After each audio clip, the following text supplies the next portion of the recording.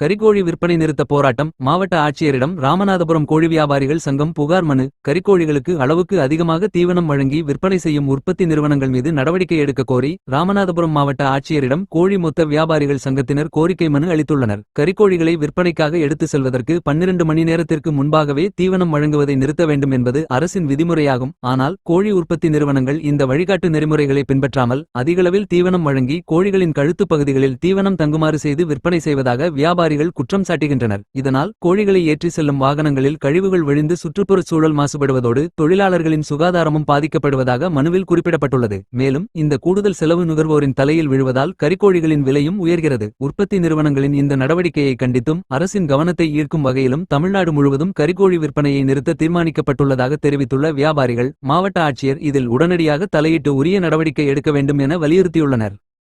4ஆம் தேதியிலேருந்து தீவனத்தோடு ஏற்றுறாங்க. அதுக்கு செய்யறதா சரியான பதில் சொல்ல மாட்டேங்கிறாங்க. நாங்கள் அப்படி தான் ஏற்றுவோம் அப்படிங்கிறாங்க.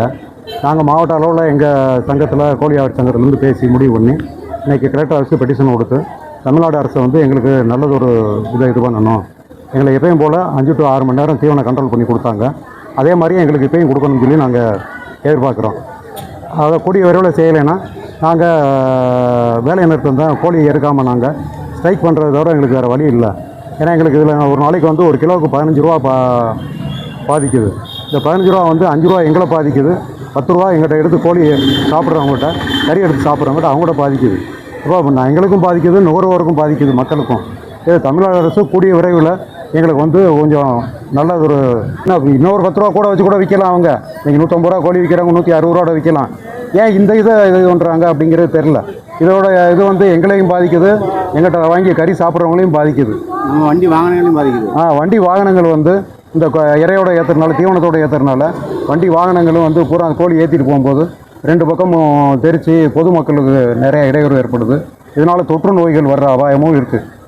அதனால் இப்போ தமிழக அரசு எங்களுக்கு கூடிய சீக்கிரம் நல்லதொரு முடிவை பார்த்து ஏற்பாடு பண்ணி எப்பயும் போல் எங்களுக்கு 5 மணி நேரம் 6 மணி நேரம் கண்ட்ரோல் பண்ணி தீவனம் கண்ட்ரோல் பண்ணி கொடுத்த மாதிரியே இப்பயும் கொடுக்கட்டும். நாங்கள் எப்பயும் போல் நாங்கள் கோழி எடுத்துக்கிட்டு இருக்கோம்.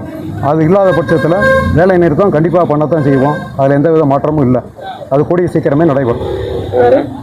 மேகேந்திரன், SS பிராய்லர், கமுதி.